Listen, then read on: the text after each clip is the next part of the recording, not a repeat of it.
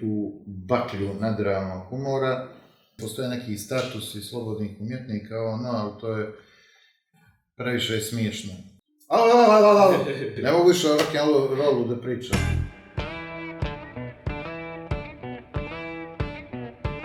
Grupa The Books of knjige postoji već 30 godina, a njen član Zoran Marković, bolje poznat kao Zonju, sada sjedi sa nama. Odmah ću postaviti prvo pitanje, da li je zahtjevno žonglirati muziku i komediju? The Books of knjige su grupa vrlo neozbiljnih građana koji se bave raznoraznim medijskim stvarima od početka 90-ih pa na ovamo. I u međuvremenu smo ih posjedili, obabili i lagano ulazimo u jedan period pripreme za penziju. Samo je problem što penzije nema. A možda je muzika kod nas čak i u zapećku, iako suštinski volimo da pravimo pjesme, volimo da ih ekranizujemo i zapravo to je moj i posao, to je moje zanimanje, režiser. Pominjete Popaja kao mozak te neke muzičke kreativnosti The Books of knjige.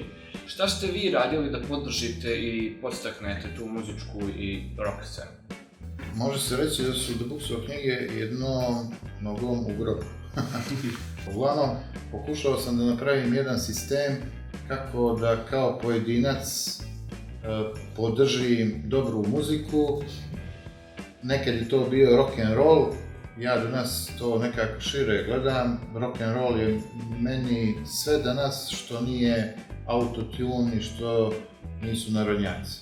Rock'n'roll je kad možda nešto kritikuješ pa nešto i uradiš po tom pitanju.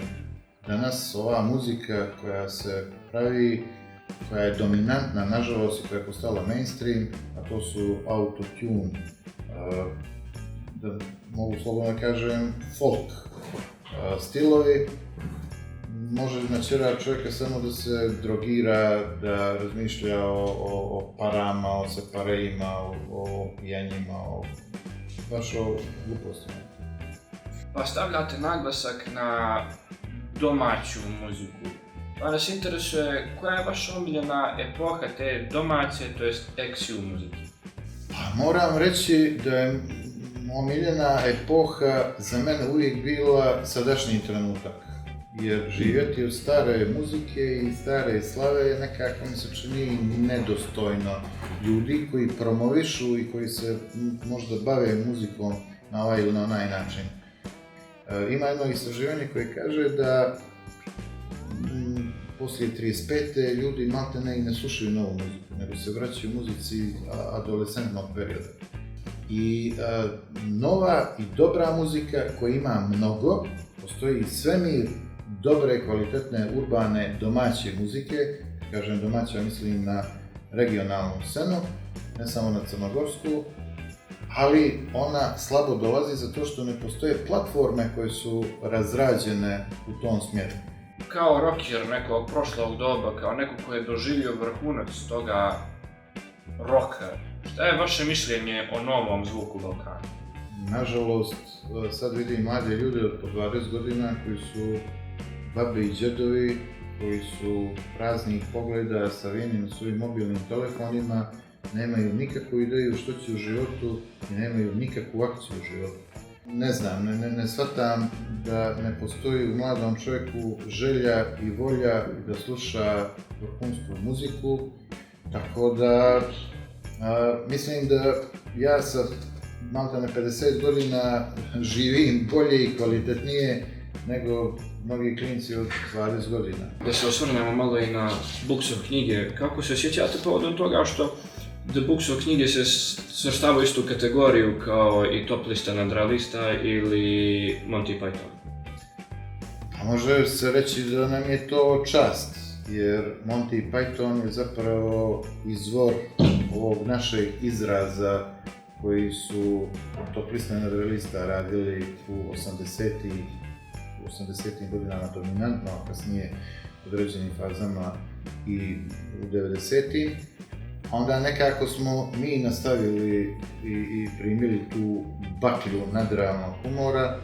I posljednje pitanje, u vrhuncu rock'n'rolla dizao se slogan seks, droga i rock'n'roll.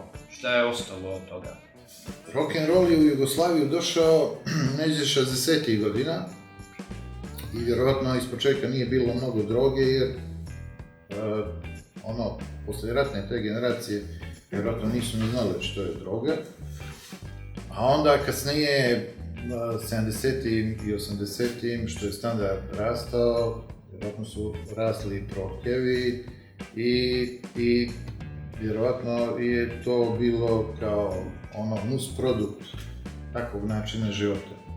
Zapravo, uz muziku, nažalost, mora da ide i ta jedan show i rock'n'roll opet na jednu stranu srećom se očistio od tih stvari, ali opet s druge strane je onako malo, barem što se tiče Balkana, umrtvljena muzika.